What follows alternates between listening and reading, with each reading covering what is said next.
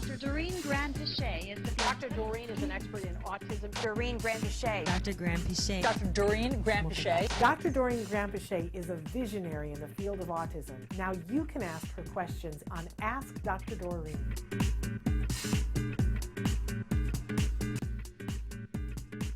So I want to jump in really quickly, Dr. Grand-Pichet, with a question that was sent to us during the week. Abigail wants to know, hi, my son just turned 3 years old. He has Denver, which I believe is the Denver Early Start model, but only 12 hours a week. And we can tell it's not enough. If we start now with 30 hours a week, now that he's 3, will he still have a chance to get, and their phrase is to get out of the spectrum? Do you want to talk about 12 hours versus 30 hours? Yes, and I also want to talk about the Denver model a little bit. So I just want the person who wrote in and all of our viewers to understand that the Denver model is not the pure ABA model. The Denver model was developed in the last, I'd say, decade, and it is, and it was later stated that it is one of the ABA models. I'm not sure that I would agree with that. There are aspects to the Denver model that are behavioral in nature, but I don't know that it meets all the criteria to be defined as ABA. So it's kind of important. The reason that's important is that if you're doing the Denver model and it's working for your child, wonderful. But I don't want you to think that you are doing a pure ABA program. It's very different. And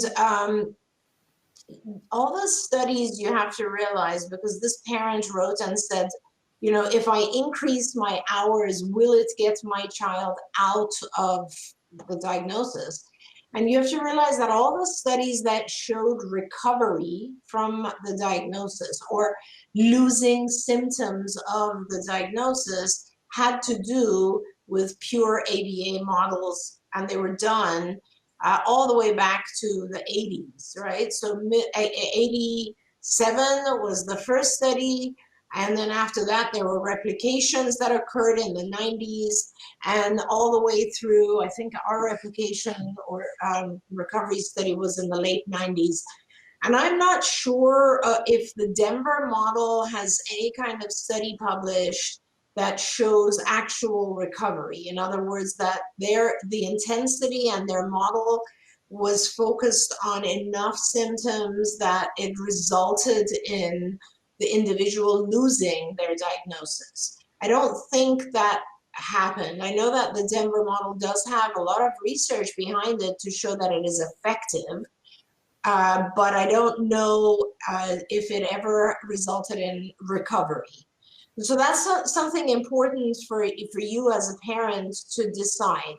Now, if you were doing a pure kind of more ABA focused model, that means if it was something like discrete trial merged with natural environment training, that type of model, I would say yes, increasing hours definitely makes a huge difference. In fact, hours are the number one, they're kind of like the prescription, the dosage has to do with hours, and it is a huge difference. I mean, there are a lot of factors that make a difference, but hours are definitely the number one factor. Okay.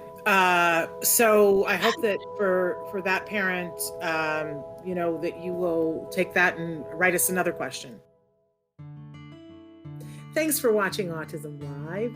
If you found anything helpful in this video, please give us a like. In fact, make sure that you smash that subscribe button on YouTube and give us a like on Facebook. You can also follow us on Twitter and Instagram for important updates. And please download our free podcast wherever you get your podcasts. See you next time. Until then, give your kiddos a hug from me and one for you too. Bye-bye for now. To subscribe, click here. And if you'd like to check out some more of our videos, click here.